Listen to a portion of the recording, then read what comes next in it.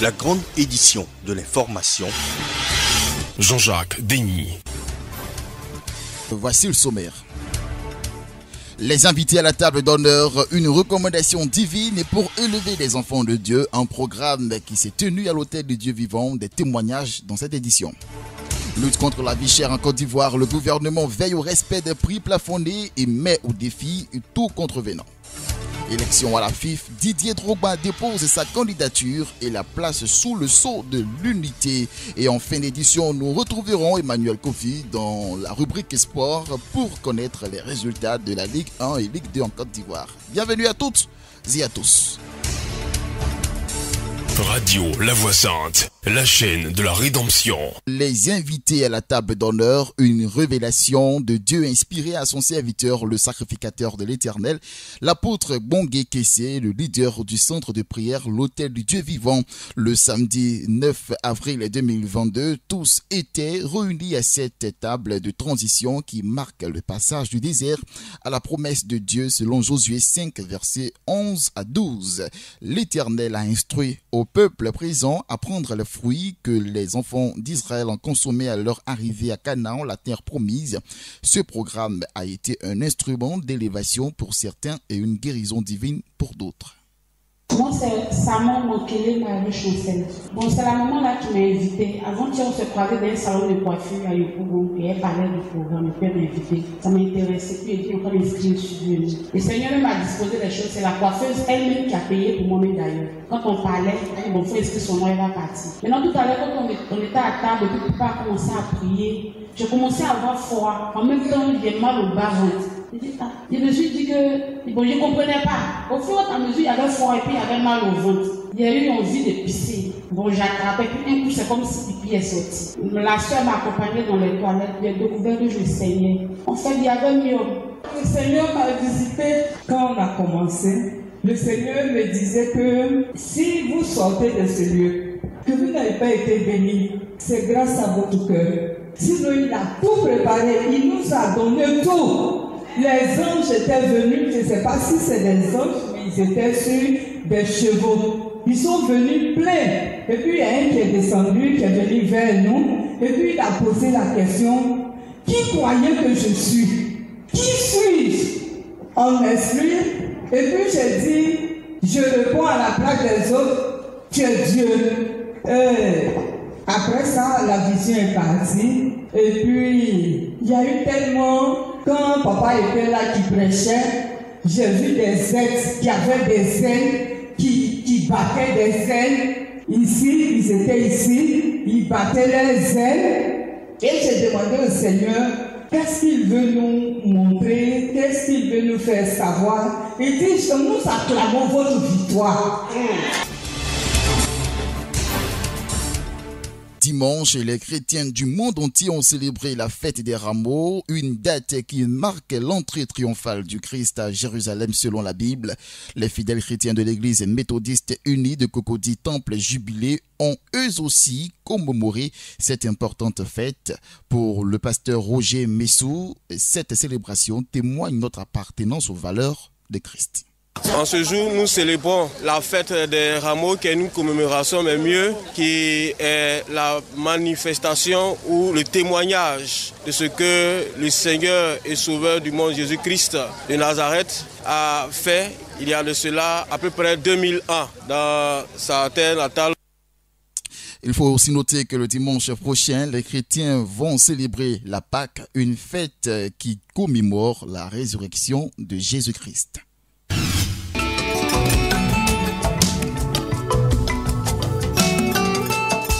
En liaison avec le Conseil national de lutte contre la vie chère, les contrôleurs du ministère du Commerce et de l'Industrie sont en action sur le terrain à Daloa pour le contrôle des prix plafonnés des produits de première nécessité. Le vendredi 8 avril dernier, les commerçants grossistes de la ville de Boisflé ont reçu la visite inopinée du ministre Souleymane Diarra-Souba. À la suite des différents constats, des sanctions ont été prononcées à l'encontre des contrevenants. Ils sont affichés et j'ai discuté avec les commerçants, je veux dire par rapport à certaines de leurs préoccupations que nous prendrons en compte. Mais l'idée est qu'ils ont pris l'engagement d'accompagner le gouvernement pendant cette période à l'effet que les populations vivant ici à Bois-Flé et surtout le territoire national puissent se servir aux prix qui ont été arrêtés par le gouvernement. À travers ces contrôles, le gouvernement veut rassurer la population de l'effectivité des contrôles sur le terrain.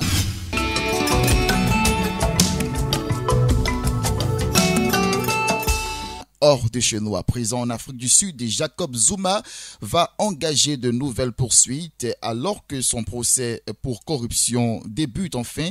L'ancien président sud-africain Jacob Zuma a annoncé engager des poursuites privées contre le procureur Billy Downer. Avec cette énième procédure, il espère faire revoquer le procureur et entraver une nouvelle fois la procédure judiciaire. En Tunisie, manifestation contre la politique du président Kais Saïd. Plus d'1 millier de manifestants se sont réunis hier dimanche pour protester contre la politique du président. Kais Saïd dirige le pays seul depuis près de 8 mois. Dernier fait en date du chef de l'État, la dissolution du Parlement et l'ouverture d'une enquête contre les députés ayant outrepassé la suspension de l'Assemblée des représentants du peuple. Et en France, nouvelle confrontation, Macron-Le Pen au présidentiel. La France est confrontée à 2 semaines de ce qui s'annonce comme une campagne meurtrière sur l'avenir du pays. Le président sortant centriste Emmanuel Macron est en lice face à la candidate d'extrême droite Marine Le Pen pour la présidence. Bien qu'il soit arrivé en tête du premier tour, rien n'est joué, a déclaré Emmanuel Macron à ses partisans.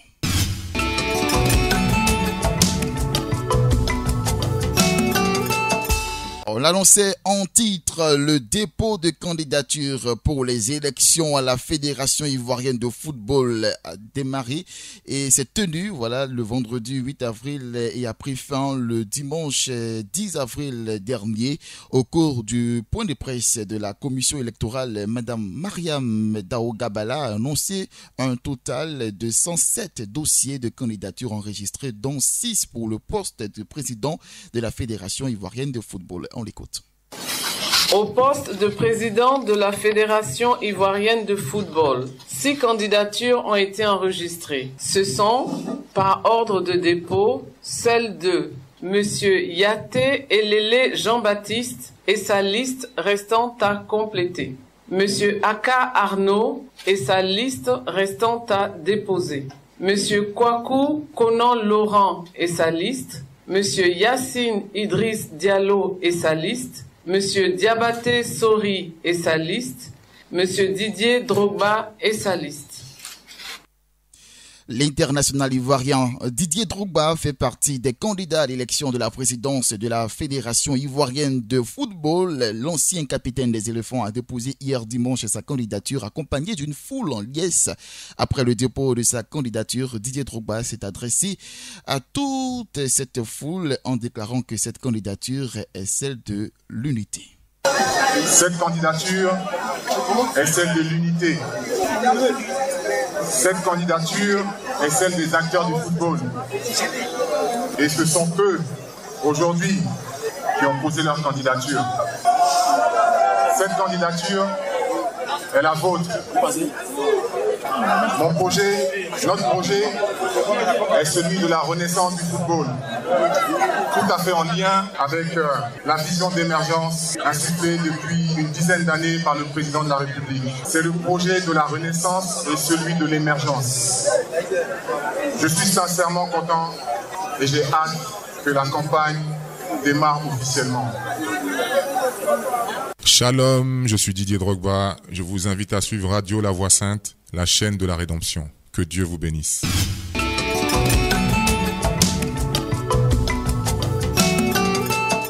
Place maintenant à l'actualité sportive concernant les résultats de la Ligue 1 et la Ligue 2 en Côte d'Ivoire.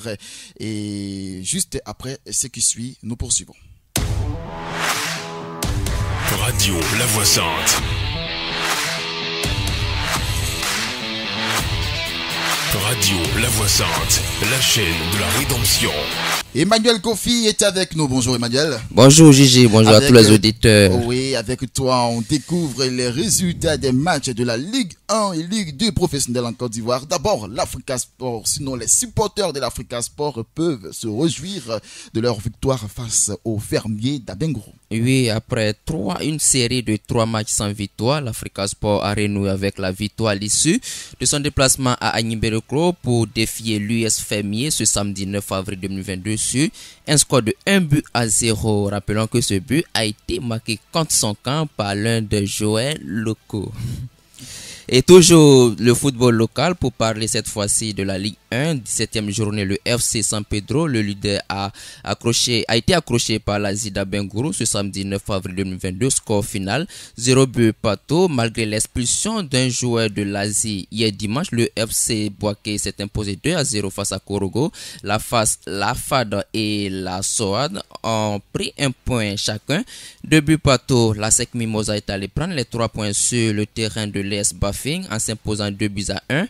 Au classement, le FC San Pedro est en tête avec 35 points, suivi par le Sporting Gagnois avec 30 points. Les jaunes et noirs occupent la 3e place avec 29 points et comptent 6 matchs de retard. Parlons à présent de quelques championnats européens. On démarre en Angleterre, la 31e journée de la Premier League.